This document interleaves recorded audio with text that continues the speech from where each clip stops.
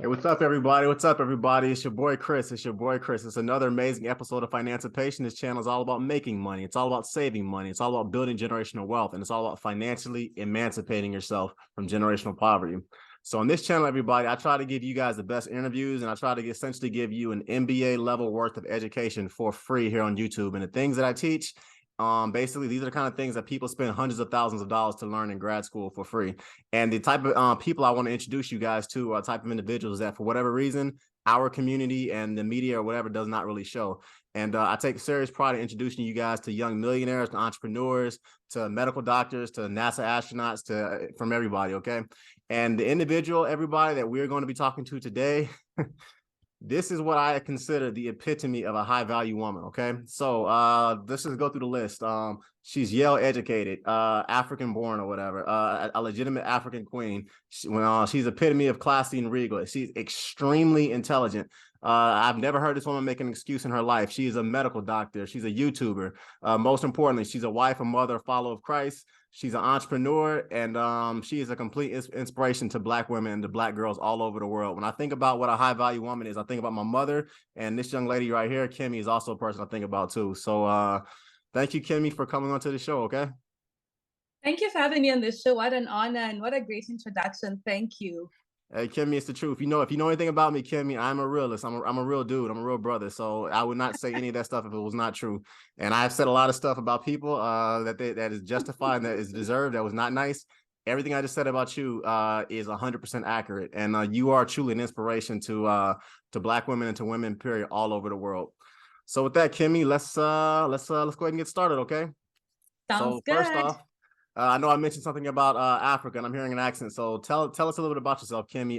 Where are you from? Where were you born and raised and everything? So, well, right now I consider myself a Texan. I'm in Houston, but I was born and raised in Nairobi, Kenya. And I pretty much stayed there until I was 19. And then I moved to the US to start university at Yale. But I grew up in Nairobi. It's the capital city of Kenya, and it was a wonderful place to grow up. Got you. So Nairobi, Kenya. Okay, I'm going to have to add that to my bucket list or whatever places to visit. I'll take my wife. I'm gonna have to do that. It's a great place. I concur. Okay, all right.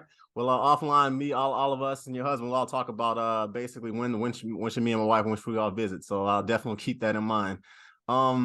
As an African immigrant, okay, let's start there. You said Nairobi, Kenya. It's a place I have not been. I've been a couple places in Africa, but I've not been in Nairobi yet. When you first moved to America at 19, what were, I would say, three of the coolest things that you kind of noticed about America that made it different from the motherland, I would say?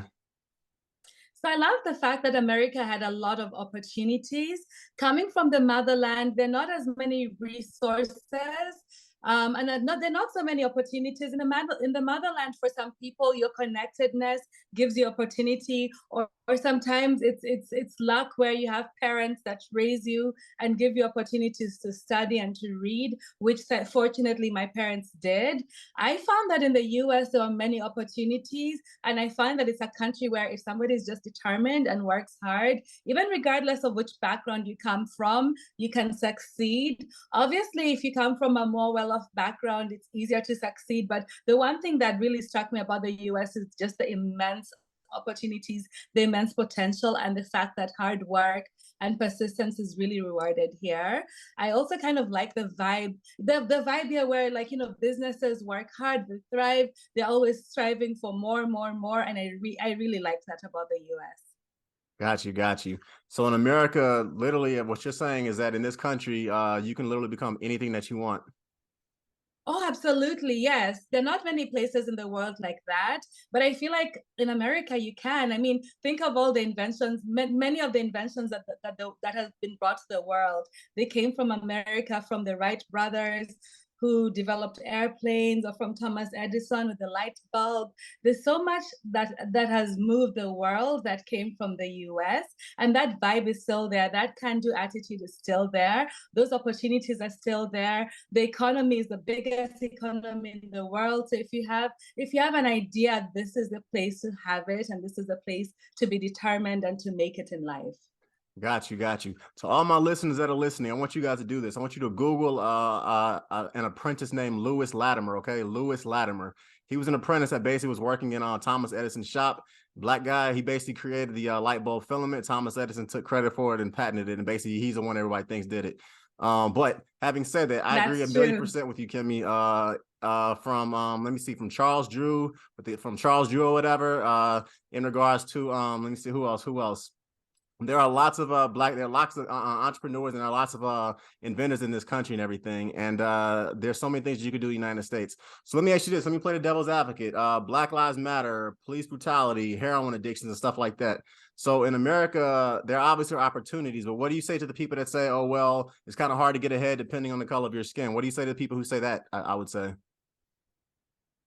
It obviously is harder to get ahead with the color of your skin, but it depends on what you can choose to focus on. You can choose to focus on all the police brutality and focus on all the negativity, and that's fine. And you should know that it's going on. I'm very aware that it's going on, but I choose not to focus on it because it just weighs down on you. It weighs down your soul, and you start thinking like a victim, like somebody who's downtrodden.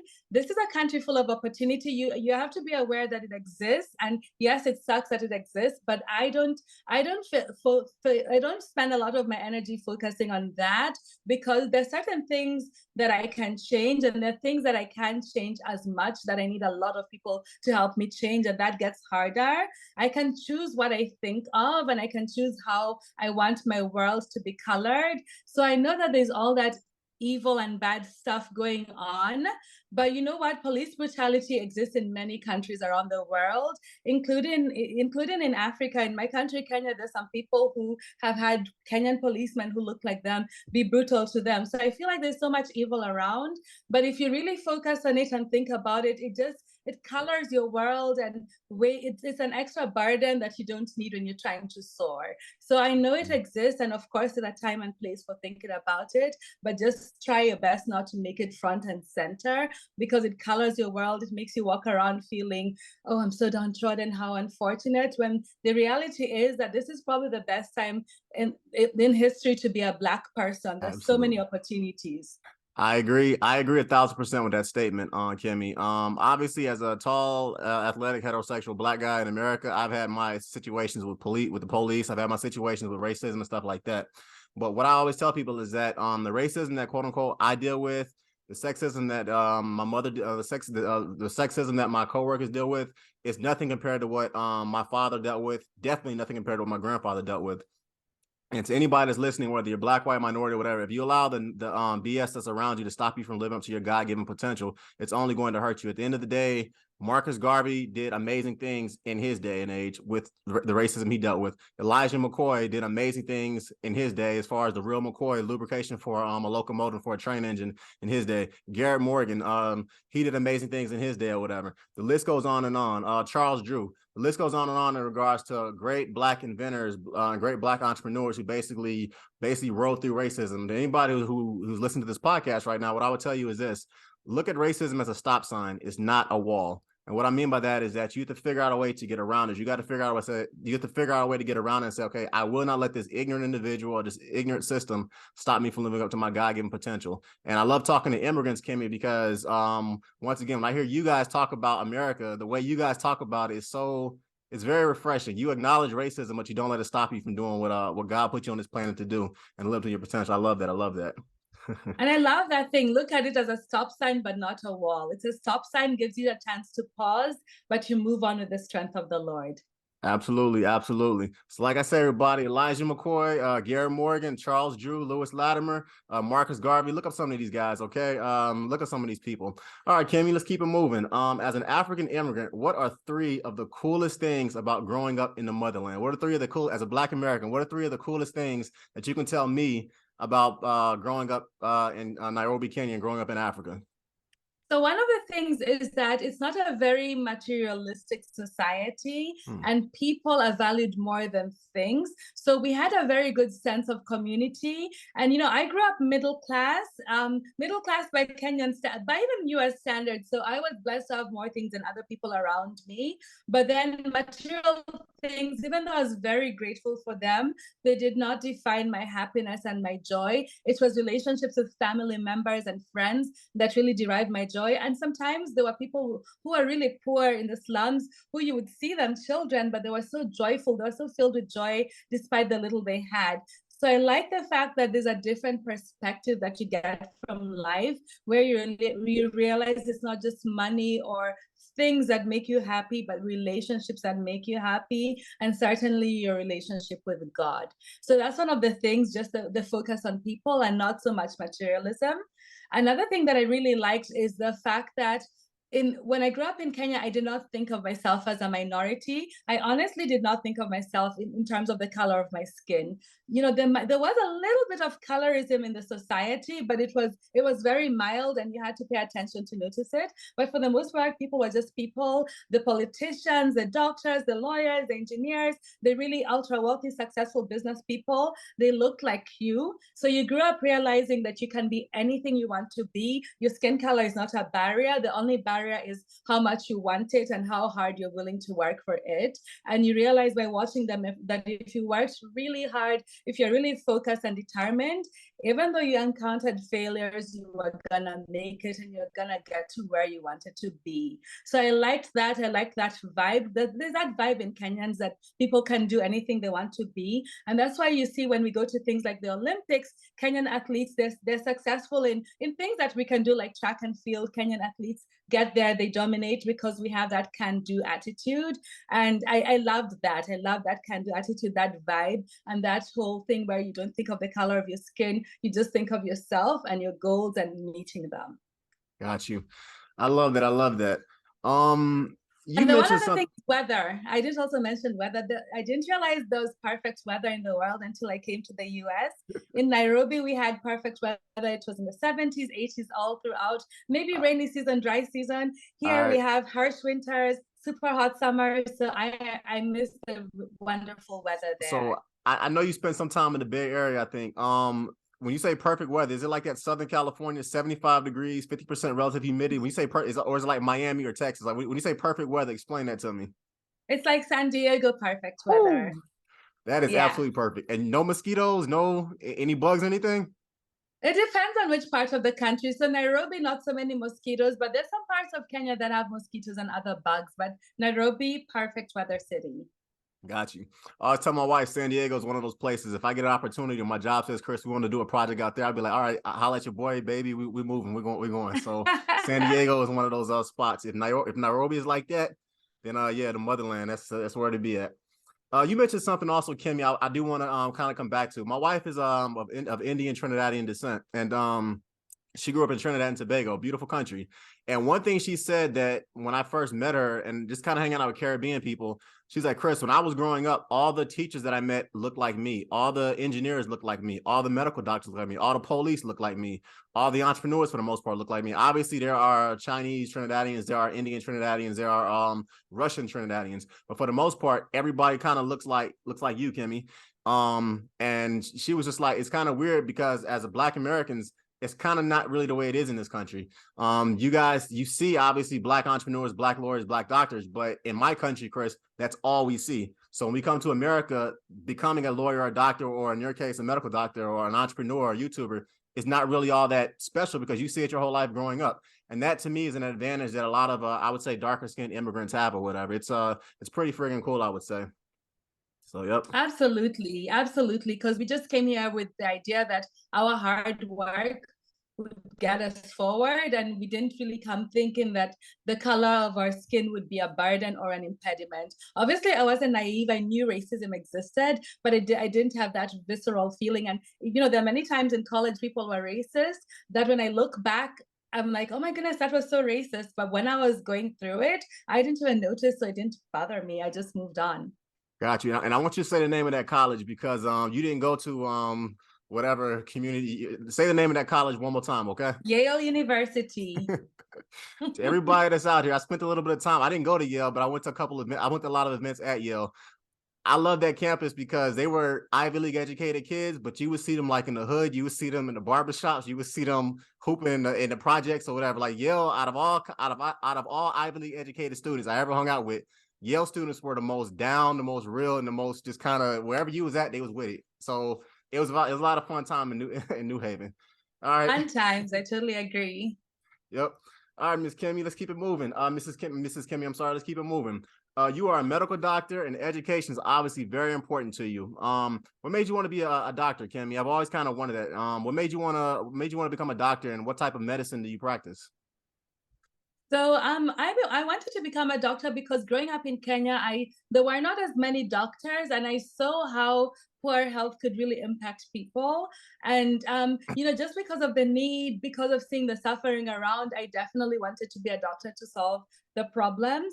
At the time when I was growing up, HIV was a big deal and there was no cure for AIDS. So I saw people dying from AIDS. I saw classmates who lost a parent or a grandparent from it. And so I wanted to be a doctor essentially to find the cure of AIDS.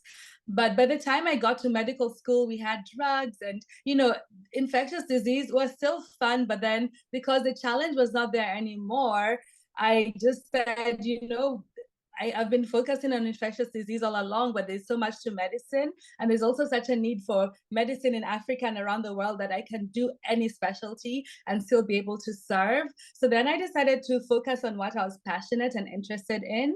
And I actually like surgical procedures. I wanted to become a surgeon. I was a bit dissuaded from it because it's a bit of a male dominated field. And so I veered into dermatology because we have a lot of surgical procedures, but it's still a medical field. And, everyone said it was great for lifestyle, which it is. And I really found it interesting. So I'm a dermatologist and I love it. I would not change that. All right, you said you like the lifestyle. We're going to get up. We're going to talk a little bit about the work-life balance and being a wife and being an entrepreneur and all this stuff. Describe the work-life balance of a I'm sorry. Describe the work life of a dermatologist, I guess. So for me as a dermatologist, I work 4 days a week in dermatology, and that's considered full time. And so I'd say probably like a day in my life, like the days when I go to work, I'll try to wake up at 5 in the morning. I practice the miracle morning or a version of the miracle morning, which means that for my first hour, I like to spend 20 minutes reading God's word and meditating, and then 20 minutes reading something self-help that will build me, and then 20 minutes exercising. In the process of doing that, I like to journal a little bit. So I'll write down my inspiration. I'll write down maybe a motivational verse from the Bible that will just encourage me. But that's how I'll spend my first hour. And then the next hour, I get my kids ready for school, get myself ready for work, drop off the kids to school, go to work, see patients from about 8:30 to about 4 p.m. And then I come back, pick the kids from school, take them to whatever activities they need to go to. We come home, have dinner, spend family time, and it's off to bed. And so that's a work day for me.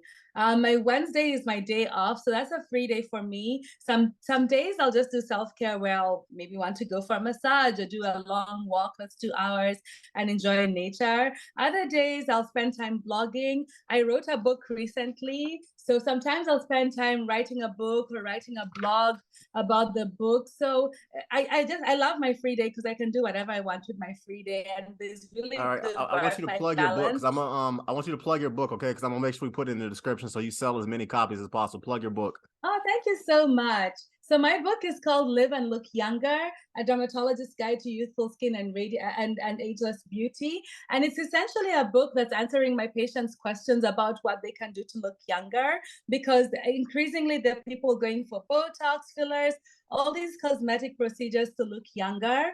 But I realize it goes beyond cosmetic procedures that are expensive. There's a lifestyle to looking younger that I talk about in the book in terms of what to eat, sleeping, exercise. I also talk about having a good skincare regimen and what types of products you should use to look younger and supplements. So it's all in the book. It was a passion project and just something to help my patients out and also to help me out because in the process of reading the book, I learned a lot of what's evidence-based because to be honest, nobody wants to look older than they really are. We all want to look and feel younger. I agree. I agree. Your book, where can you purchase? Can you purchase it on Amazon? Where can you purchase it? Yes, you can purchase it on Amazon. The ebook is available on Amazon or the physical books. Just look for Live and Look Younger. Or you could also get an autographed copy. You'll go to www.drkemi, Kemmy, drkemibook.com. So again, www.drkemibook.com, and I'll mail you an autographed version of the book. Got you. All right.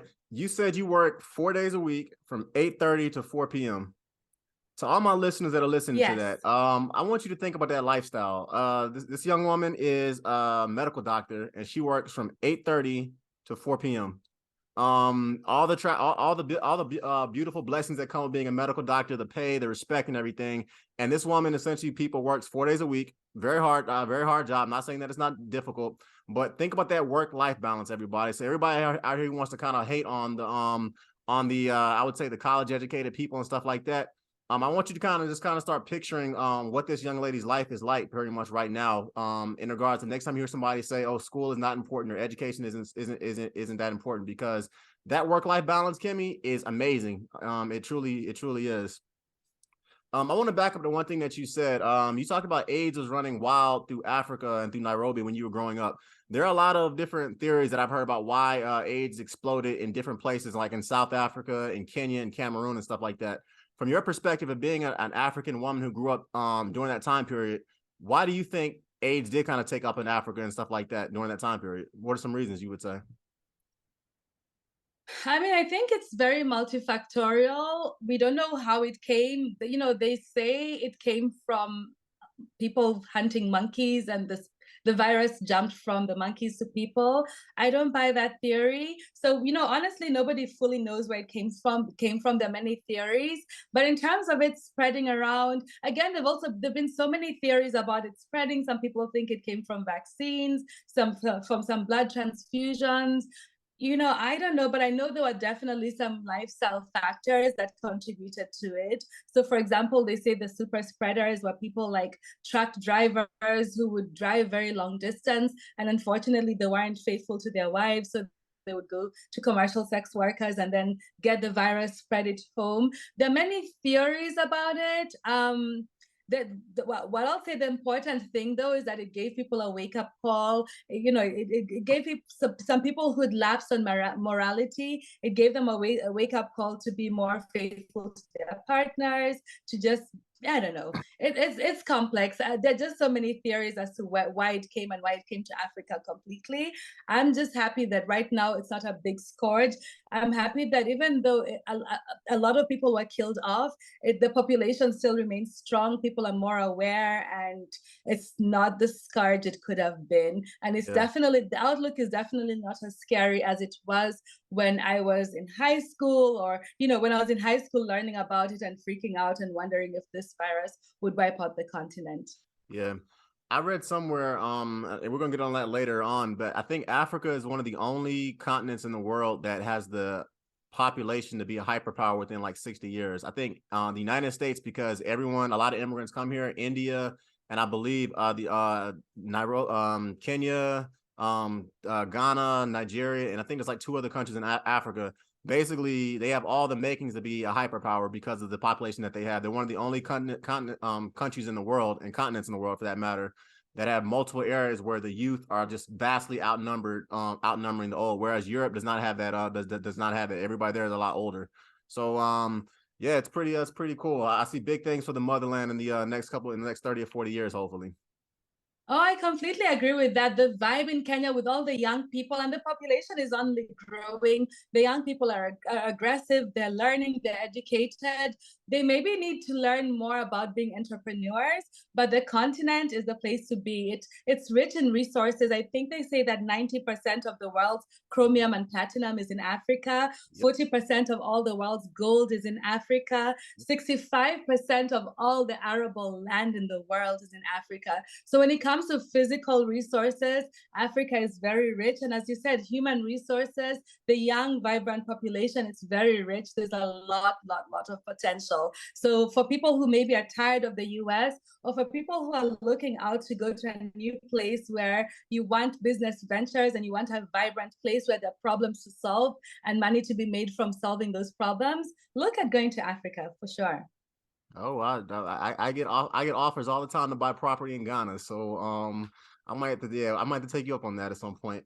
Wow, I love how you plug in the motherland, how you plug in your continent, our continent, Kimmy. It's a beautiful thing. Yeah. It truly is. It I mean, it's truly an is. amazing place. That's where the future is, because an aging population I mean, with an aging population of people who are not taking care of themselves, it's an expensive population to maintain. Healthcare costs are going up. In younger populations have more vibrant people. There's just a lot of human potential. So Got you. Absolutely, absolutely. I'll say this: anybody listening to my podcast knows I am a mechanical engineer. I've done that for the majority of my career. I've worked in mechanical engineering related positions, and I would say 65 to 70% of the guys who I studied in school with were from Nigeria. They're either Yoruba or Igbo, and insanely smart people. To the point where I'm like, okay, if Nigeria ever gets their stuff together, given the guys I studied with, these brothers had literally the equations. I would go to the back of my math books, and these like 15-step equations or whatever, like in linear algebra and calculus 4 and stuff like that, and differential equations. The equations I would look at, they look like a friggin' recipe to bake a cake. These African brothers had these things memorized. So I was just like, okay, these are the guys I'm gonna be competing against for my career in 2 to 3 years when we graduate. So if Nigeria ever gets their stuff together, the Kenyan guys I study with, the Cameroonian brothers I study with, the South Africans I study with, insanely smart people. So if those countries ever get their act together, the rest of the world's gonna have to seriously catch up, because Africa, I was very impressed with the African dudes that I study with. Let's keep it moving, Kimmy. For my And the listeners, countries are slowly getting their acts together. I So hope. I'm just going to say the countries are slowly getting their act together. So it depends. Some people can move in when there's a lot of chaos. When there's more chaos, there's more opportunity. Or you can wait a little bit longer for the dust to settle, but not as much opportunity. So Got again, you. for the listener out there who's thinking of moving to the motherland, if you have that drive and that business idea, just go for it. Okay. Okay. All right. I'm gonna come back to that. Kimmy, describe the arduous journey of becoming a dermatologist, okay? Because I've mentioned that word a couple times. Just tell my listeners, I know what it is, but tell my listeners, okay, if you want to become a dermatologist and you walk into undergrad your first day of freshman year, how do you become a dermatologist? Like, what's the process and time like? So then, to become an undergraduate, to become a dermatologist, the very fastest way is when you do your 4 years of undergrad, you'll be pre-med. You'll take the pre-med classes, and some of them are difficult, like organic chemistry and physics, but you'll want to take them and excel in them. And then, of course, take the MCAT exam, apply for medical school during your 4th year of college, and get into medical school. And then medical school is a minimum of 4 years. Although I will say that for many dermatologists, because it's one of the most competitive specialists to get into, a lot of people who know they want to do dermatology will do an extra year of research when they're in medical school. A lot of them do research in dermatology, but you can do research in something else. And that just shows you're more serious in contributing to the field of dermatology. After graduating from medical school and getting into dermatology, you do 1 year of internship and then 3 years of dermatology residency. So that's the very fastest path of getting in. Some dermatologists after residency will choose to do fellowship where they're more specialized in dermatology. Got you. So 12 years, more or less, fastest way, 12 years of schooling. Okay. And Yes. was it worth it? Absolutely. Absolutely. I wouldn't change anything. Absolutely. That's a beautiful thing. To all my listeners, I'm telling y'all, listen to this young woman. If you want to Google what dermatologists make or whatever, because I will not ask Kimmy what she makes, but if you guys want to Google what a dermatologist makes or whatever, when you're doing it, I want you to think to yourself, you work 4 days a week, you work essentially 8 to 9 hours a day, and then the rest of your life is yours. And you can literally, I know medical doctors, you guys can literally work in any hemisphere in the world. So I'm not one of these YouTubers that says don't go to school and none of that nonsense. I got a mechanical engineer and I have a master's degree. Kimmy, she's a medical doctor. So people, if you study the right things in science, technology, engineering, math, healthcare, law, or finance, the world is literally your playground. So, yep. I completely agree. It's worth it. And some people try to take shortcuts. Like some people are told, oh, you could, you could do a shorter degree to take shortcuts. I would say that 12 years in the grand scheme of things is not that much. With technology, people are living longer and longer. And if you really pay attention to your healthy, productive years can be long. When I was doing my dermatology residency, we had one dermatologist, Dr. Vera Price. She was in her 80s and she was still practicing dermatology with joy. So, and she still knew her stuff, still coming to clinic with joy. Granted, she only worked 1.5 days a week, but she still came in. So you can work as long as because you want to. Nobody will tell you to retire. You decide when you want to retire. So again, some people are discouraged by the 12 years, maybe longer, but it's worth it in the grand scheme of things. Absolutely. I have a financial, obviously I run a financial YouTube channel, but I have my wife and I, we both have personal training businesses. And I tell people all the time, health is wealth. If you can work longer, your body does not break down, you don't call in sick as long, everything else is better. Your libido is better, your mental acuity is better, you can work more decades, you can basically play with your grandkids. My father's is almost 70 years old. He can still run up a flight of 4 flights of stairs. He can still literally get on the ground and crawl around with my son. He can still play basketball with his grandkids. To anybody that's listening, I'm not trying to fat shame or whatever, but I'm just gonna be completely honest with you. Take care of your body, people. Just like Kimmy said, people are living longer, and in this day and age, health legit is wealth. You very rarely see morbidly obese CEOs or C-suite status executives. You very rarely see morbidly obese entrepreneurs. Why? Because people that are healthy, they can work longer, and they can work smarter, and they can work harder. Simple as that. I got a question. Agree. Yep. I got a question, Kimmy. I want to ask you this because yeah, this is a good one, okay? So this is what one of my listeners just said. Thank you, Dr. Kimmy, for this interview. I've been enjoying it. I am a Black American who lives in Minneapolis, Minnesota. I go to school with a lot of Africans from Eritrea and Ethiopia, and some from Cameroon and Gabon. And to be honest, they don't seem to like me or the Black Americans very much. Why is that, and how do we change it? Because when the police harass us, they treat us all the same, which is bad. So I guess this person is asking, why is it that Black Africans don't seem to like Black Americans, and how can we change it? I guess because at the end of the day, we all literally get treated the same way by certain races in this country. Yeah, I agree that at the end of the day, we are the same people. I'd say for some of them, it's ignorance. And unfortunately, some of them have been brainwashed. So the media from the US that comes to Africa, some of the shows we watched, unfortunately, we watched some shows where Black people were portrayed in a bad light. And so some people came with a bias thinking that, African Americans who grew up here, especially, we were shown the picture of people in the hood, the inner city living, the challenges of inner city living. So some people come with those biases, have been brainwashed, and they're not open enough to realize that media was kind of tilting their mindset in a certain way. And so they come biased, and they're not willing enough to be open and to embrace. And then also sometimes for some of them, it's a reaction to the way they're treated. Sometimes some of them will meet somebody who tells them you have an accent and maybe treats them with disdain.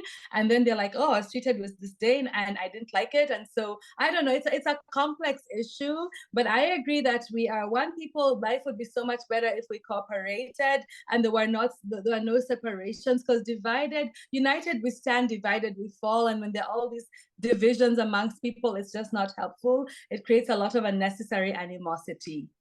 Yep, so true. You take it back to Africa and everything, during the transatlantic slave trade, they got Black queens and Black kings essentially sell their own people and rival African nations, unfortunately, into this country. At some point in my life, I'm gonna do 23andMe and find out, or Ancestry.com, I'm sorry, and find out where my people came from, because I am an African American, loud and proud. I love America. But I am curious what part of Africa my ancestors came from. And there is the unfortunate truth that in addition to the Arab community and the European community, there were African slave traders. So I agree with you, Kimmy. It's like at the end of the day, it's just ignorance. They would never show tall, educated, heterosexual African-American mechanical engineer on television who takes care of his kids, who goes to church, who doesn't beat his wife, who's a faithful husband, and who runs a business. They don't show guys like me or my brothers or the dudes or the brothers that I roll with on television. They just don't. They do show the guys that sell drugs. They show the guys that basically are doing stupid stuff, that are cheating. That's the unfortunate image that the media wants to portray to the rest of the world. So to this person that sent this message, I would just say, don't be the stereotype that they see. They think that all quote unquote Black guys are just out here trying to sleep with every African girl that they can, and you're not about that life, and you're basically about dating one woman and treating her right. African women are going to pick up on that. To believe me when I say that.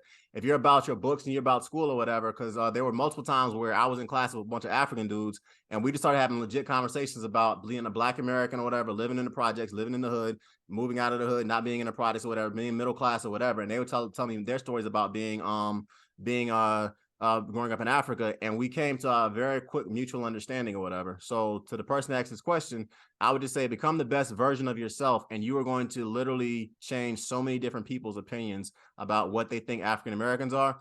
And more important, and also on top of that, man, you have a lot of fun because you're gonna start getting invited to African events and African parties and stuff like that. So you're gonna get exposed to a new culture. At least I know I did. So yeah. All right, Kimmy, let's keep it moving, okay? You're a Black female Okay. medical doctor, which is extremely cool. You are a unicorn. How do we get more Black women and more minorities to go into medicine, science, and healthcare like you did, Kimmy? So I think what we need to do, there are many things. I think we need mentorship. We have a lot of mentorship organizations, and I'd say for sure, for everyone who's interested, get a mentor. The mentor doesn't have to be somebody who's a fully fledged doctor. They just have to be a few steps ahead of you. They could be just somebody who's a first year in med school, somebody who's a resident, whatever it is, get a mentor. And also just know if you can't get a physical mentor, there are many books that have been written. Get a book mentor. I mean, I have been mentored many times, or at least I have followed people. I've read books and been inspired by the books. So while a physical mentor is important, if you can't get one, get somebody who you read about and whose story you follow, because you'll read about their challenges and it'll just give you that motivation to keep going. So I'd say get a mentor. Work hard, do your hardest to work hard in your studies, especially the sciences. It's discouraging, sometimes it's boring, it's not fun, it's not the easiest thing to do, but you have to be laser focused, even if it means missing out on social functions and some life functions. Just realize that when you're in your 20s, when you're studying, yes, there'll be weddings you miss, there'll be parties you miss, there'll be a lot you miss. Some of your friends will even, part ways with you because you're too busy with them. But once you're done, I mean, I work 4 days a week, so I have plenty of time to catch up with friends, to go to the weddings I didn't go to. There's always time to make up. There's a time and season for everything. And when you're in that training, you want to be so laser focused. And even though life should be balanced, there's some times when balance for you is just studying full time and working full time, and that's okay. It'll not last forever. That season will pass and move on to a beautiful season. So I'd say get a mentor and just be determined. Have that steely determination and know that you can make it. If you're determined, even if you fail the first or second time, I know several people who applied for medical school and didn't get in and applied again and didn't get in. But if you're determined, you will get in, you will make it. You just have to reinvent yourself and correct the mistakes that you had if you didn't get Absolutely. in. Absolutely. Absolutely. Okay. I agree 1,000% with that. So let me ask you this: to the mothers that are watching, has like a 4 or 5 year old daughter, or a 5 or 7 8 year old daughter, or whatever, or who's holding a baby in a crib right now, and they have a little girl, what would you tell that mother or that father basically to say, okay, if they want their daughter to become a Kimmy, a Dr. Kimmy, how would you advise that parent to move? I would say, so that their daughter becomes a medical doctor, or son becomes a medical doctor one day. Oh, I'd say they should really focus on education. Pay attention to the school districts that you're in and the schools that you take your kids to. Also, as a parent, try to be as involved in your child's life. When your children are small, especially for those first 6 or 7 years of their lives, their brains are very impressionable. That is the time when you need to affirm your child, give them that confidence, that affirmation that they're loved, that they're worth it, that they can work hard and get what they want. Because if they have that affirmation at an early age and that self-confidence, they'll know that they can go for their goals and make it. But I'd say for Absolutely. sure, watch the education, read with your children, take them to look out for opportunities like summer camps that are in STEM and expose them to those opportunities, expose them to doctors who look like them so that they can see it's a possibility. Give them as much exposure as you can, and also just always encourage them and build them up. Absolutely. Absolutely. Kimmy, you said, wow, I agree with all of that. I remember earlier when you talked about the parties and everything that you missed. I just want to say, I'm gonna tell this to all the dudes that are listening, okay? And hear me out when I say this, okay? The higher you go up the ladder, the better your dating options become. The prettier the women become, the better the quote unquote parties become, the better the vacations become. The places that me and my wife can go to or whatever, the places that we can go to or whatever, now that I'm a working professional, are 1,000 times better than whatever quote unquote party that I missed. My wife literally told me, Chris, there's a Broadway show she wanted to see. And literally that day, I bought her a ticket, and we basically went to go see Phantom of the Opera, and it was one of the last times they're showing it supposedly on Broadway. There's trips we can go to Dubai. There's places we can go, Italy, whatever. The higher you go up the socioeconomic ladder, dudes, I'm telling you right now, the better your options become, and the better your potential the women you can marry become. And I'm assuming for women it's the same way. The higher you go up the socioeconomic ladder and everything, the better your options in life get with everything. So it's a beautiful thing, Kimmy. I agree so much with what you said. Before we go any further, Absolutely. everybody, please. It's No, all no, about go ahead. delayed gratification. And I'd also say for parenting, teach your kids delayed gratification. Absolutely. Like when my kids want something, sometimes I'm like, no, you have to wait. You have to do this. So it's something they have to learn, because in college, when you're older, the stakes become higher. The longer you can delay your gratification, as you said, the much better the gratification will be when you finally get it. Same thing even for dating. There's some people who date around, sleep around, and they kind of cheapen relationships. But if you can delay the gratification, it gets so much better later on. So that's also one of the most important things children should be taught, in addition to affirming them and just making them believe in themselves. Absolutely, absolutely. Delayed gratification is so important in life. I don't care whether this is a financial channel. If you basically invest $300 or $400 every month into a good Telestock micro index fund or a good real estate investment trust or whatever, down the line, that's millions of dollars. If you can do that consistently over time or whatever. But if you partying, if you're making it, if you're doing stupid stuff with your money, if you're doing dumb things, buying a new pair of Jordans, a new pair of cowboy boots every chance you get or whatever, you're not investing your money, it's gonna hurt you down the line. So you hit the nail on the head, Kimmy. Delayed gratification is so important. Before we go any further, everybody, please like, please comment, please subscribe, please hit that notification button so you know when I'm bringing you new content. It helps the algorithm, and I thoroughly enjoy giving you guys free content. So you mentioned racism a couple times, Kimmy. You mentioned racism a couple times. And have you ever experienced racism or sexism in your medical field? And if so, is it a story you want to kind of go into? Because you're a Black, you're a female, and you're African. So I'm assuming that I don't see medical doctors that look like you. I'll just be honest. So yeah, there's been some racism. There's some blatant cases that I don't want to talk about, but sometimes the cases of racism, I would be, for example, when I was in UCSF as a resident, I would have a lot of medical students under me. And UCSF, because it has a big dermatology department, we would have medical students from around the country who would come to shadow us. So we always had medical students with us.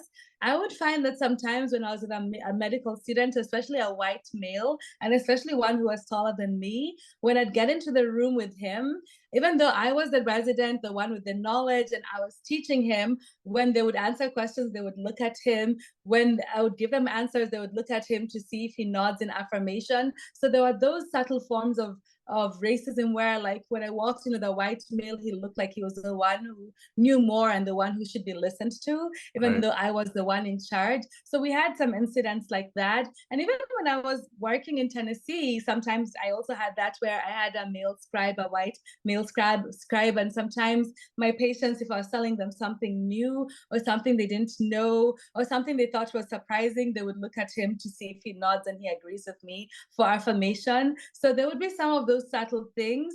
And sometimes there are also blatant acts where, my last name is Mokaya. That kind of sounds Japanese. My first name, Kemi, is the short form. My first name, Kemunto, kind of sounds male. So some patients assumed I was a Japanese male doctor when they're coming to see me. And I had one who, when he realized I was a Black doctor, he couldn't take it. He was an older man from the South. So with his Southern accent, he left because he didn't want me to treat him. But you know what? I don't let that affect me. I just let it slide, because at the end of the day, I choose my joy. I choose what will bug me and what won't bug me. And I just chose to let those incidents slide. And I just thought, you know what, you guys with your acts are not going to keep me from soaring and from rising to the levels that I need to get to. You won't take away my God-given potential. So sometimes you just have to have that attitude for let it slide. Never internalize it. It gets bitter. It builds up in you, and it never brings anything positive when you internalize it. Let it slide. Know that they're ignorant, but know the God who you serve, know how worthwhile you are, and just go for your goal. Focus on the goal. Absolutely. I completely agree with you. Let's keep it moving. I've heard you mention a couple of things. Obviously I know you relatively well, but I've heard you mention a couple of things about religion and everything. So let's kind of go there for a little bit. What role, Kimmy, did religion play, I guess, in you becoming a successful medical doctor? and being successful in your professional life? So, I mean, religion played everything. My faith in God really sustained me. I think even from the beginning, when I was in high school in Kenya, I read about Yale University, and I was like, oh God, this is something I can get into. And I wrote it down, and you know, it says, give God the desires of your heart. So I told God, I want to go there. And I prayed and trusted Him. And then I did my part. I worked hard and got in. All through undergrad and med school, there were lots of challenges, but I just knew that my part is to work hard and then to trust in God. The Bible has over 7,000 promises, and the promises, God says He'll fight the battle for you. He says, stand still and let me fight. He tells you to put your effort. There's so much wisdom in the Word of God and encouragement in the Word of God. And that's really what kept me going. That's what gives me my sense of self-worth, so that no matter what people think, no matter what people say, I know God created me for a reason. God created me to live on this earth and to really serve as many people as I can. And so it's my faith in God that gives me that trust in Him, that trust that everything will be okay. So I can face new challenges and new situations with the confidence that I have a Heavenly Father who is faithful and has my back. And it doesn't mean I won't have challenges. God always gives you challenges. The challenges sharpen you, but you just always know at the back of your mind, you know that God has your back, even in the darkness and the challenges. Even walking through this valley of the shadow of death or misery, God is with you. So my faith sustained me through everything. I don't think I would be where I would be if I didn't have my faith in God, and that's reassurance that He has my back. Absolutely, absolutely.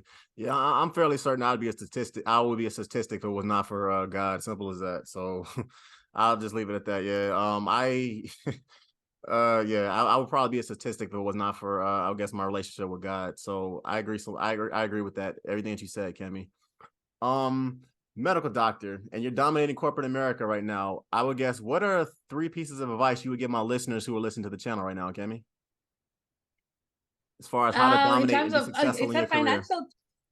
Okay, so in terms of being successful in your career, I would say that you need to spend time thinking about what you really, really want.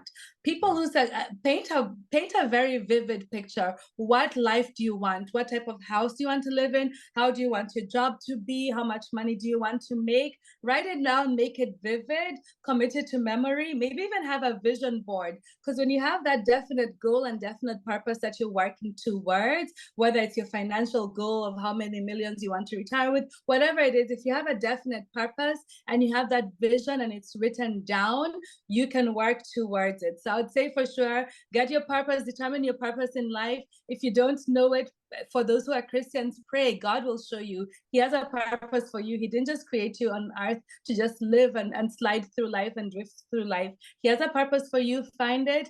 And as you're finding it, just do your best with whatever you have in front of you. So I'd say, yeah, for sure, have a purpose, have a vision board. If your vision is too easy, then then it's not a good vision. You want to be striving towards something that's hard to get, so that you're not just relying on your effort, but you're also relying on God's effort. And you want goals that kind of scare you because they motivate you and they make life more interesting. You are inspiring me, seriously. This is dope. I love it. I love it. To all the Oh, listeners thank out, you. yeah, to all the listeners out there, religion and loving Jesus is not about being perfect, and it's not about basically never making a mistake. It's literally about saying, okay, I want to get 1% better every day. That's literally what it's about. Absolutely. So Kimmy, I agree so much with it. So somebody just sent me a question, okay, and it's kind of cool because it's actually what I wanted to transition into. As a single mother, Kimmy, I'm listening to your amazing story. You seem to have it all. You're attractive, you're married, you have an amazing career. You talked a lot about your husband. How do you balance being a mother, a medical doctor, and being a wife? And secondly, was your husband intimidated by you when you two started dating? So the first one, for how I manage it, it's all day by day. That I do my best, but there are days I'm not perfect. Sometimes I work really hard, and there's been once I've forgotten to attend a meeting with my kids' teachers. So it's always a balancing act, and just by the grace of God, I do it. One of the things I've learned to do is to outsource some things if you have the ability to do it. So either outsource some things by getting help from a family member or paying people for help. So there's certain things like, for example, cleaning my house, that even though I like cleaning, it takes a lot of time. I'd rather spend that time with my kids or finishing up notes when it comes to work. So there are things that I will outsource to create me more time to do what I need to do. So I hope that kind of answered the question, that you're not always perfect. It's always a balancing act. Another thing I also try to do sometimes is when I have some weeks when I feel like things are off balance, I will do a time audit where I write down how I've been spending my time for the week. And then at the end of the week, I'll look at the audit and I'll see, okay, this is how much time I spent doing this, doing that, doing that. What can I change to make things better? So when I evaluate my progress and evaluate myself and kind of judge myself, I'm able to make myself better. It's what Chris said, with that 1% improvement, you try to improve all the time. And, it's not perfect, but, I'm always just trying to be a better person. Progress. Yeah, it's all about progress and not perfection. So basically, progress and not perfection. You want to get better. You want to get better. Then the question about my husband, he was in medical school when I met him. I was an intern, he was in medical school. Yeah, he says he was a little bit intimidated, but he just gathered the courage. And, when we were dating, I was a resident and he was a med student, but he still worked hard to win my heart. So you say he was intimidated or he wasn't intimidated? I think he might have been a little bit, but he didn't show me when he was dating me. I love it. So 2 doctors, you guys' generations are set for life. That's such a beautiful thing. I love that. I love that. Let's kind of stay in the whole relationship thing, because right now there seems to be a battle between men and women, particularly who share our reflection. As far as strong independent women saying this, modern day women saying that, alpha male saying this, beta male saying that. What advice, Kimmy, would you give women and men out here who are quote unquote looking for a husband and a wife? I would say. So I'd say if you're looking for a husband and wife, don't get yourself involved in the chatter. The chatter is negative.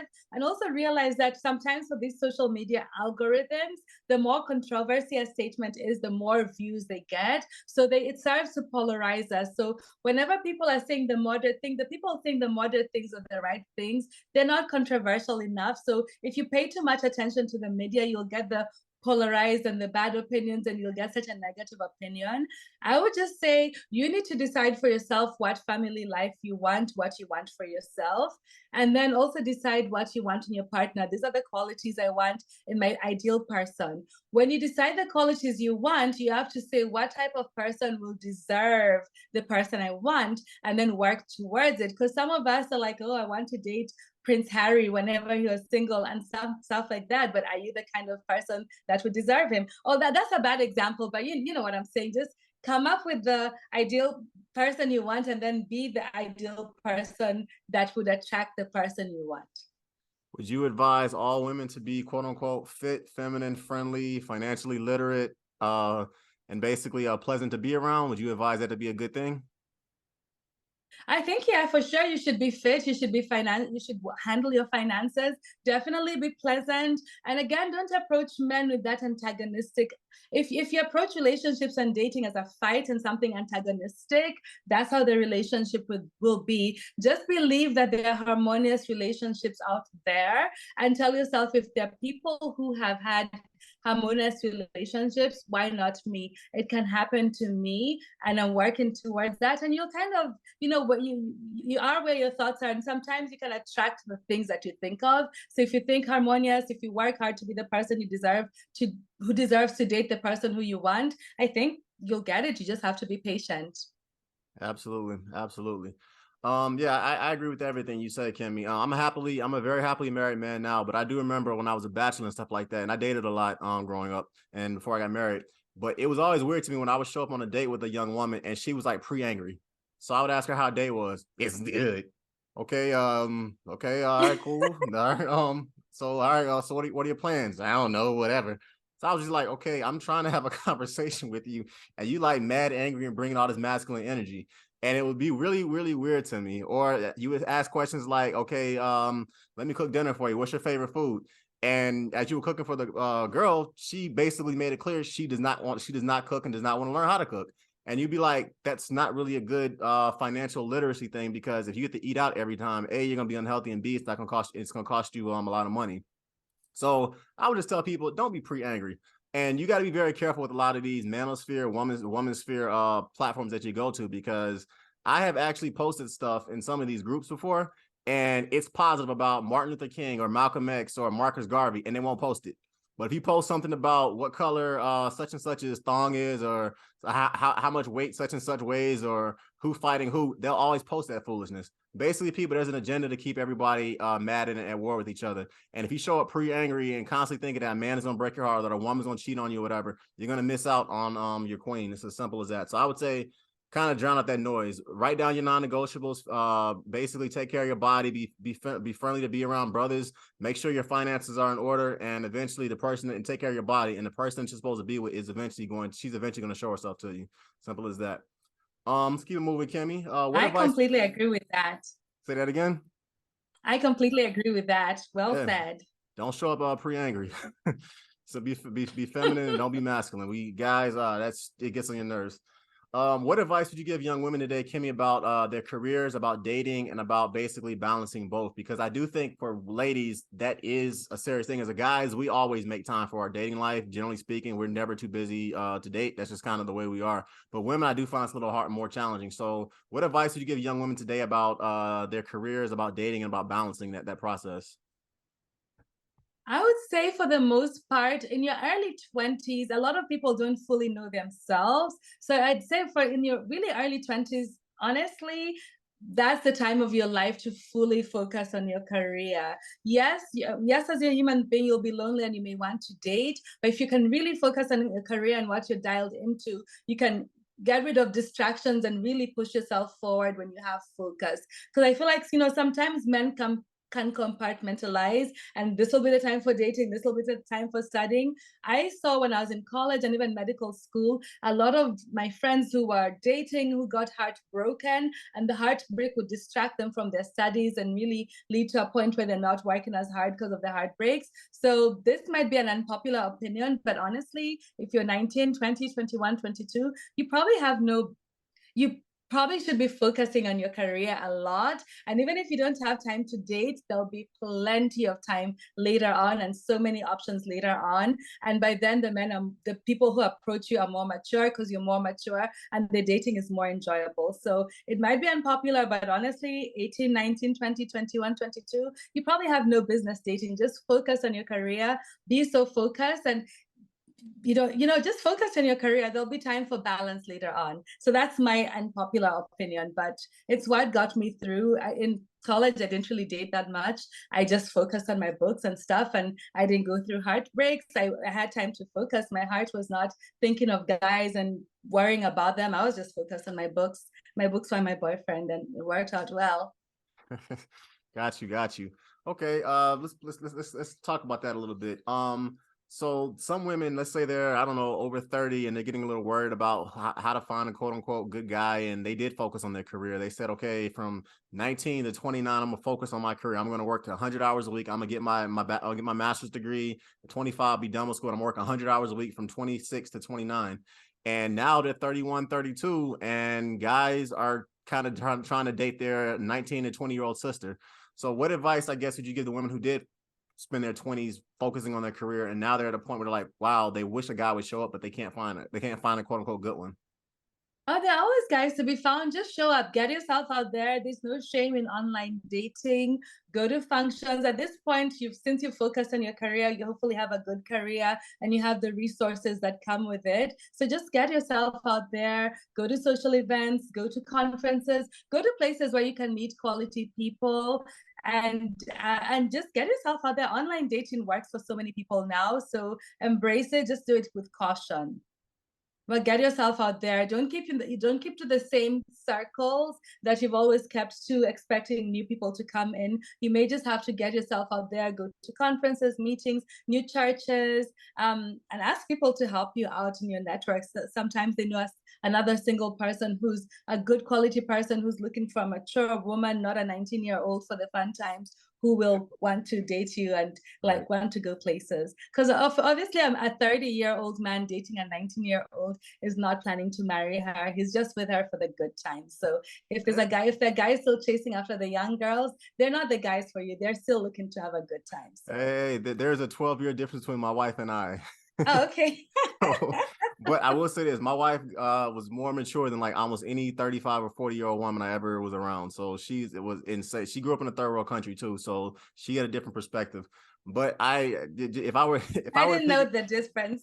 If I were to piggyback off of what Kimmy said though, I do agree with a lot of that. Online dating is obviously a thing and everything, but also on top of that too, I'm a firm believer that people, you need to kind of get out there and see the rest of the world. I got my wife to actually move to Miami for me.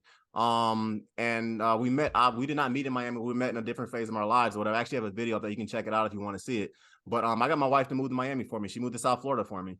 So a lot of times, guys, I'll just say this, get your passport game up, start traveling to other countries, hang out with Africans, hang out with Caribbean people, hang out with Europeans. If you look like I do, if you look like Kimmy does or whatever, start hanging out with people who come from a slightly different culture, and you would be surprised kind of how the type of individuals that you are going to kind of come across, I would say. I'd also say this to people, and I'm a firm, maybe because I'm a personal trainer and I come from an athletic background, but take care of your body. I roll with a bunch of guys. All of us are doing very well in our careers professionally. All of us are doing very well in our businesses and stuff like that. And a lot of times we kind of sit around and talk. We talk about mental health. We also talk about women. And when we talk about women, we talk about, okay, what are some of the things that we're looking for? And it may sound cliche, fellas, but it may sound cliche, ladies, but at the end of the day, men, we are not that complicated. We're looking for women that basically are fit. We're looking for women that are pleasant to be around. We're looking for women that are friendly. And we're looking for women basically that like to cook, that are cool with cleaning, and that don't mind basically being the type of wives that we are looking for as guys. Some people get offended when we say that. Some people basically don't like it when we say it. But at the end of the day, ladies, that is some of the things that guys are looking for. And to my ladies out here, I agree with a lot of stuff that Kimmy said. If you are pleasant to be around, if you're beautiful, if you take care of your body, if you're not morbidly obese, if you're not obese, if you work out 3 or 4 times a week or whatever, and if you are just a genuinely fun and pleasant person to be around, and you're quote unquote 30 or 32 or whatever, you are going to have good men approach you, period. It may not be as often, it may not be quite as often as you think or whatever, and it may not be in the package that you quote unquote are looking for. But I'll tell you this, if you do those things or whatever, you are going to eventually have quality individuals come your way. Particularly, like I said, if you were raised to be a wife and that's what you're looking for. So we could talk all night about that, but I'm telling you, ladies, there are a lot of good dudes that are honestly looking for women that to marry. It's just as simple as that. I'm around a good amount of them. So let's keep it moving. Kimmy, this is a financial channel. What are 3 pieces of financial advice you would give my listeners? So the first piece I would say is that you need to educate yourself on finances. And in this day and age, there's really no excuse to be financially illiterate, because there are podcasts and YouTube channels like this one that educates you. There are books that you can read. There are blogs that you can read. Some of the blogs make it really, really simple. There's so much material out there. It's unfortunately not taught in schools and probably not taught by your families, but you can't use your education as an excuse. You can't use your upbringing as an excuse. There's so much information out there. Just seek it and find it. And it's not cold and boring like it used to be now. It's fun. There are podcasts that are lively, blogs that are fun. So just listen to the podcast, learn. So that's the very first thing I'd say. Learn so that you can know what a 401k is. Just learn the terms. They're initially hard when you come across them, but after you come across them enough times, it becomes easy and straightforward. So that's the first thing. The second thing I'd say is just live below your means. Always live below your means, regardless of what you make. There's always, and if you don't know how to live below your means, just think of somebody making less than you and think, how do they live? Somehow they get by. So you might think that making 3,000 a month is not enough, but there are people living on 2,000 a month that are fine.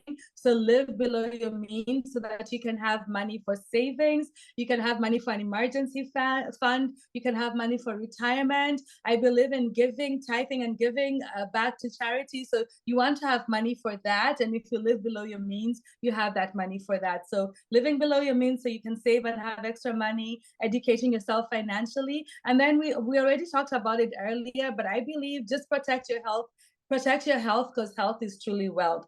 Medical care is expensive, so and medications are also getting more expensive. If you can just do the right things, eat well, exercise, sleep properly, control your stress, you'll be healthier and you won't waste money on medications that you don't need to take. You won't have to go to as many doctor visits. I'm a doctor. I like seeing people, but I'd rather see older people, not young people. I want my young people to be healthy and vibrant. And when you're vibrant, your brain thinks better. When your brain thinks better, you can make more money. You work better. So just take care of your And your health. dating Health is options are well. better too when you're healthy. Absolutely. Absolutely, absolutely. I love that, Kimmy, and everything you said, I agree completely with. If I were to answer this question, I'm going to pick basically the exact same thing that you said. There is no excuse, people, in this day and age why you cannot basically be financially literate. When I was unfortunately, spending the $120,000 I spent to get my stinking MBA or whatever, this kind of stuff was not around. It just wasn't. When I was getting my MBA or whatever, and I was kickboxing, doing all that stuff, and working full time, in order for me to basically understand finance, I had to read a book about that thick or whatever. And the kind of online information that was available was just trash. It wasn't exciting. It wasn't fun, anything. Whereas nowadays you see people who look like us and much younger that are basically telling you what stocks to invest in, what mutual funds to avoid, what types of books to read. So there's no excuse, people, why you cannot watch channels like Financipation. Please like, comment, and subscribe, and basically learn how to increase your financial literacy or whatever, because I literally walk you through how to become a millionaire. It's as simple as that. There's no excuse, people, also why you cannot save more money than you spend. Everybody should have a budget, period. I don't care if you're making $1 million a year or whatever, you're making $1,000 a year. You should basically have a budget and figure it out. And it does not matter how much money you make. Professional athletes, hockey players, baseball players, they go broke every year or whatever. So you need to basically balance your money. It's as simple as that. And then, Kimmy, I'm also going to say the same thing that you said. Health is wealth, but I'm also going a different level with that as well. Find the right person and date the right people. I know so many people that have wasted years of their life, men and women, dating bums and losers, and they took all their money. So I would say find the right people and be strategic about who you are, who actually you're trying to line yourself up with. Because alimony and child support is brutal. You don't want that. You don't want that. Let's keep it moving, Kimmy. Let's keep it moving. Readers are leaders. I truly do believe that. What are 3 books, Kimmy, you would advise my listeners to listen to and to read? I'm sorry. So for those who are Christian, reading the Bible is a given. Honestly, there's so much wisdom and inspiration there for you.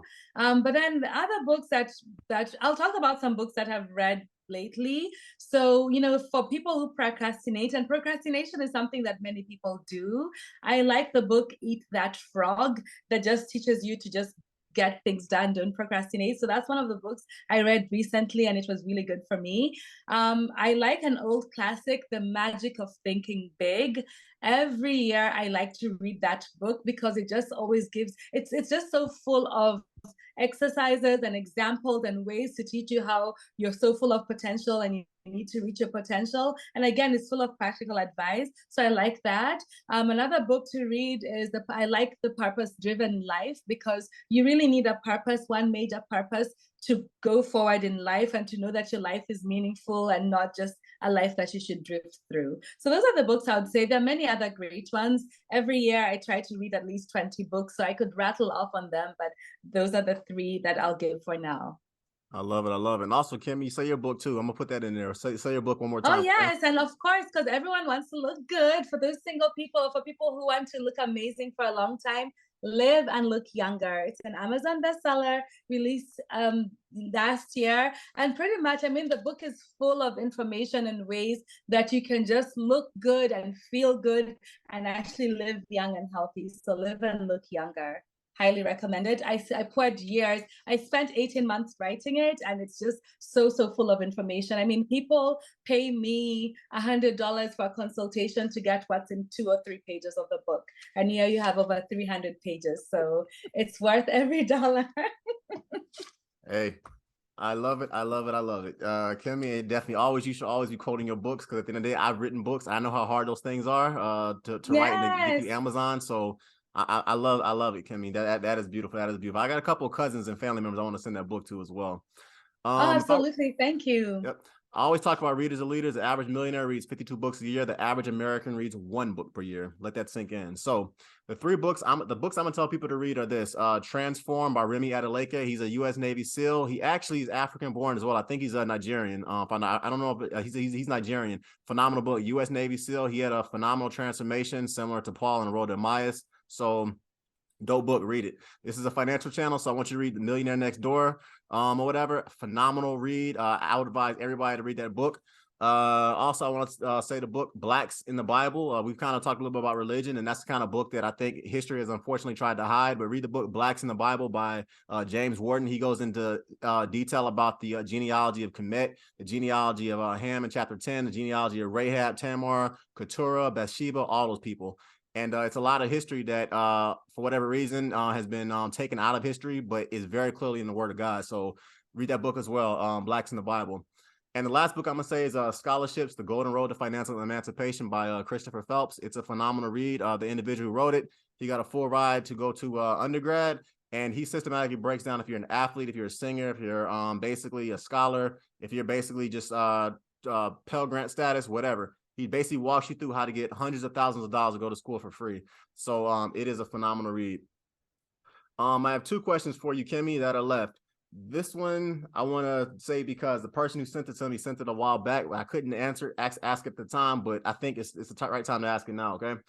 I believe that marriage is outdated. I come from a family where nobody in my family is married. Most of the women who have been married have been divorced. And I do not believe in marriage. I believe it is outdated. Why do you continue to push marriage? And what benefits come with being married to your husband? Wow. Well, I mean, I certainly believe in marriage, and I believe that good marriages exist out there. Raising kids can be so hard. I mean, I couldn't imagine just raising kids on my own. Just starting from when they're newborns, when they're waking up at night. I remember we were partners, would tag team. The baby would wake up, my husband would change the baby, get the baby clean, and then I would breastfeed the baby. And this just throughout life, it's been a partnership. Raising kids can be hard, and kids just need that father figure. I don't care how old-fashioned it sounds, but everybody needs a solid father figure. God created us male and female with different attributes, and he knew that the family unit is God-given. So whether you think it's outdated or old-fashioned, if you're a Christian, it's what God ordained, because God knew that we needed a family with a man as the head. Again, it's old-fashioned, but that's the way it is, where the man is the head, the woman is an equal partner, working together, just sharing things. But I just think with my husband, we bounce off ideas, we raise the kids more easily. There's also that financial security that 2 people coming together brings. I mean, for my last child, I was on maternity leave for over a year without being worried, because I knew my husband was taking care of us. So there's always that financial security. And when we're both earning together, the expenses are about the same, but we can save so much more. We can do so much more. So, I mean, life is just easier with the right partner. Obviously, if you choose the wrong partner, there'll be fighting and it'll be a miserable existence. But that's when, again, if you're a Christian, you trust in God and rely on God to find the right person for you. You pray that God transforms you to be that person who'll attract the right person. Because obviously, if you have your baggage and your negativity, the right person is not going to fall for you. They'll find someone at their level. So you have to raise yourself to the level of the person you want to be with, and together you rise to an even higher level. I don't know if that answered you, but I don't think it's outdated. I feel like, yes, obviously marrying the wrong person, it's better to be alone than to be with the wrong person. But the ideal scenario is to be the right person for you and to work hard to make it a harmonious relationship. It doesn't just happen easily. It's hard work. You have to make time for it. You have to be very intentional, and you always have to pray for guidance and for just guidance to be a better person and to be a more agreeable person, because it's not easy, but it's easier when you do it the right way. Absolutely. Absolutely. This is one of the most toxic things that I see kind of coming out of this manosphere, womanosphere, whatever you want to call it, feminism, whatever you call that whole ilk. That this whole idea that marriage is outdated. And it's actually something that my boys and I, particularly down in Miami, we used to talk about literally all the time. One of the things that kind of pop up a lot of times when I'm doing consultations with people is we talk about money. When I ask people, how much money do you think you're going to need to retire at 65? the numbers they give me are typically about $1.5 million lower than it actually needs to be. People have no idea, and it's scary. Like, we laugh about it. People have literally, I'm talking about 45, 50-year-old women have literally no idea how much money you need to retire at 65 and not be homeless by the time you're 67. And it's kind of scary, actually. So let's start from a financial standpoint. Yeah, if you marry the wrong chick and say you knock up a girl, you get baby mama drama and alimony. Yeah, it sucks. But at the end of the day, if you marry the right woman, you literally can live on one income and invest 100% of the other income into a REIT or into a total stock market index fund or into a business or whatever. The financials that come with basically being married, I've done research on this. Couples that are married could be anywhere from 19 to 30, can have anywhere from 19 to 35 times more money than a person that's single. And that is insane when you think about it. And if you understand anything about the laws of compound interest, if your wife or your husband are able to put away $1,000 a month into the right index fund or into the right type of business, your generations with an S are literally set. So from a financial standpoint, I always push back on that when people try to tell me that. And then secondly, once again, I am a Black man in America. So I'm just gonna go through the statistics right now, basically, of according to what Pew Research says about children who unfortunately grow up in single parent homes that are unfortunately led by women. So according to this article, 90% of homeless kids and runaway kids come from single parent homes. 85% of men right now who sit in federal prisons come from single parent homes that are led, unfortunately, by women. 85% of behavioral disorders right now are basically come from kids who are in single parent homes. 80% of men who are accused of sexually assaulting women are from homes that basically did not have a father there. 71% of high school dropouts, 70% of youth and juvenile delinquency facilities, 63% of youth suicides come from homes where a father is not present. 33 women are 4 times more likely to be pregnant before they're 19. They come from a father that's not at the house. Does not have a father in the household. Children are 4 times more likely to move from the middle class into poverty if they do not have a father in the home. Children are 4 times more likely to move from poverty into the middle class if it's a 2-parent household. So I'm an engineer. I don't live in a world of opinions. Those are legit facts that you can look up yourself, more or less. And at the end of the day, people, I'm not here to badmouth women. I'm not here to badmouth men. We need each other, period.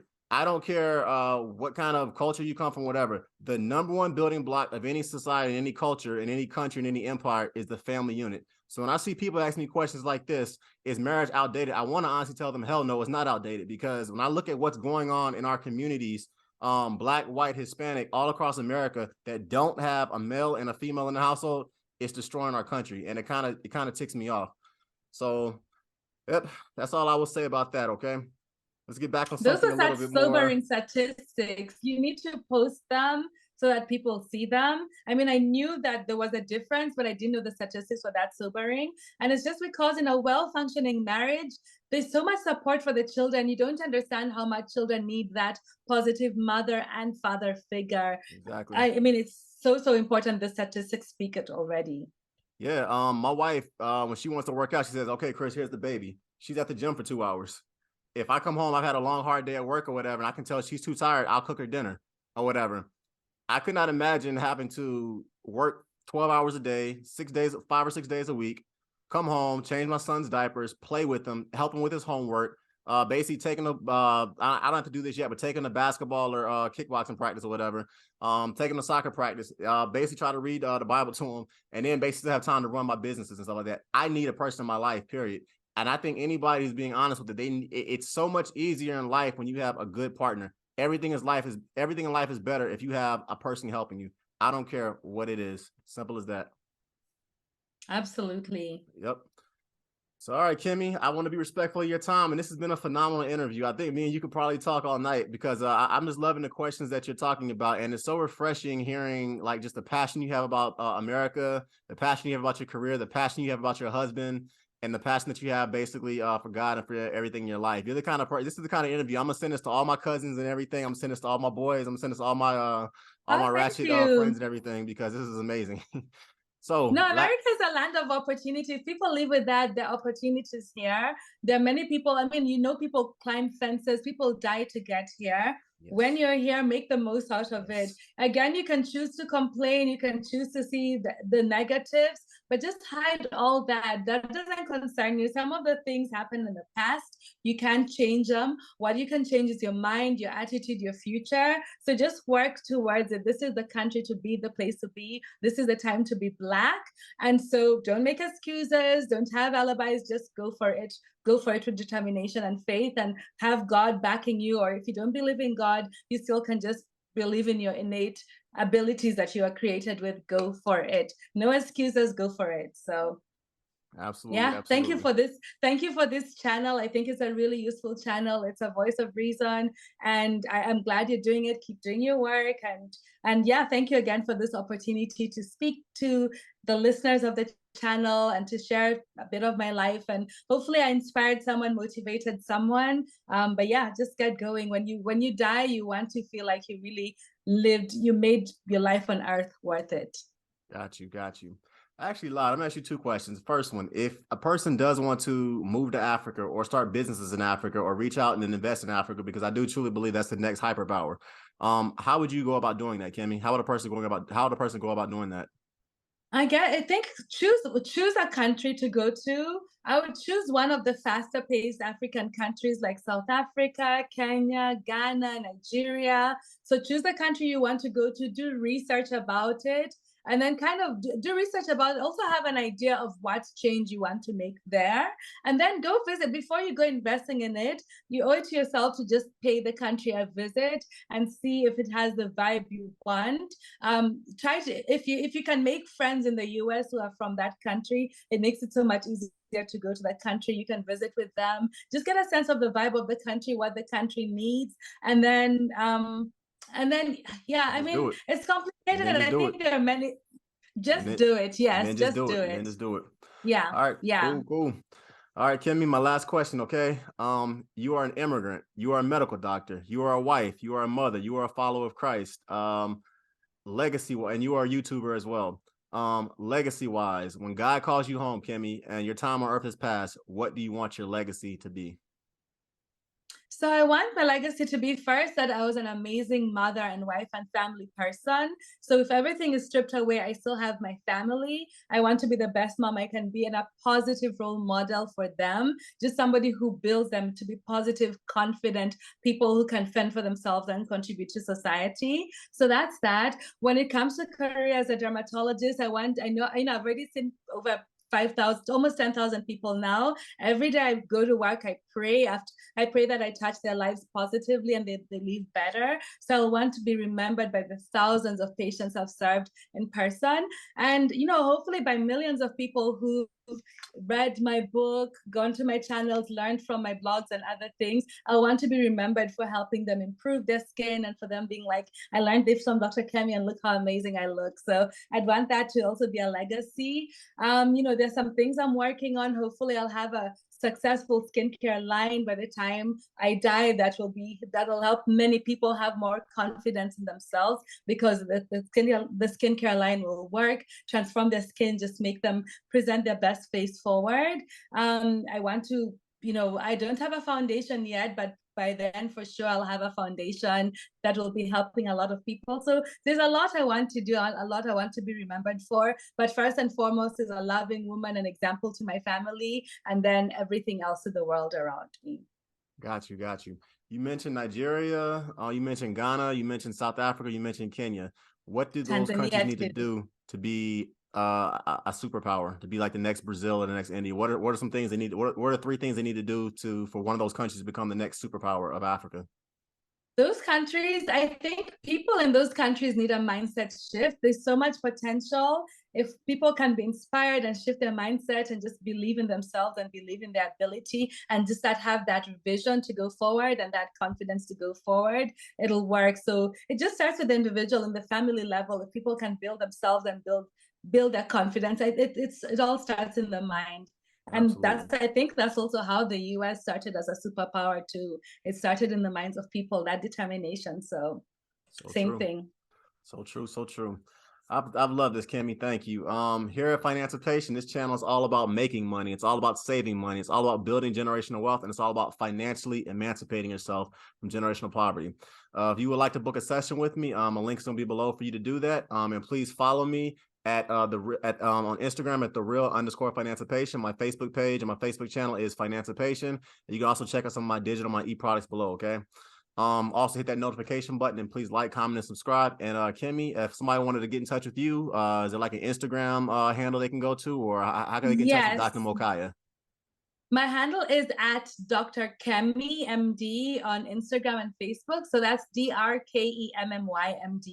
Find me on Instagram, follow me, send me a message, and also find me on Facebook. I'm mostly on Instagram nowadays. So I'll be happy to communicate with you pretty much. And I'll also soon announcing that my book is Live and Look Younger. In a few weeks, I'll be launching my Live and Look Younger with Dr. Kami podcast with a lot of tips to live and look younger. So look out for that. And there'll also be the corresponding channel on YouTube. So I'm excited and looking forward to it. Definitely. And I would love to be a guest on your channel, Kimmy. I don't know if I'll have the honor to do that, but if you want me to, I would definitely Absolutely, I'd love to be a guest on there. So yeah.